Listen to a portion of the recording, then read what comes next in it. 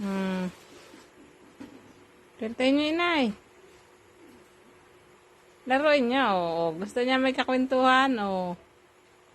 Iiyak na ulit yan pag walang naririnig na kakwentuhan. Hmm.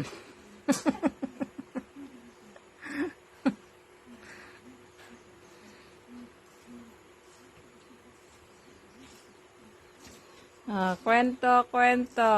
Kulongin. Oh. Oh, yan lolo daw ang magkukwento, oh. Oh, kwentuhin niya yung tatay ang inay para magsalita. Hmm. Kwento.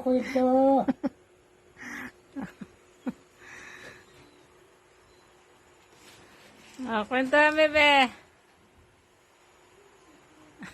Pagka dinalang pa kay Angie, edi dalawa. Tatlo. Isa pa yung nalakad na. Habulin ng inay. Hindi kayang alagaan pag natakbo na. Hindi makaalis tayo. May muning pa, oh.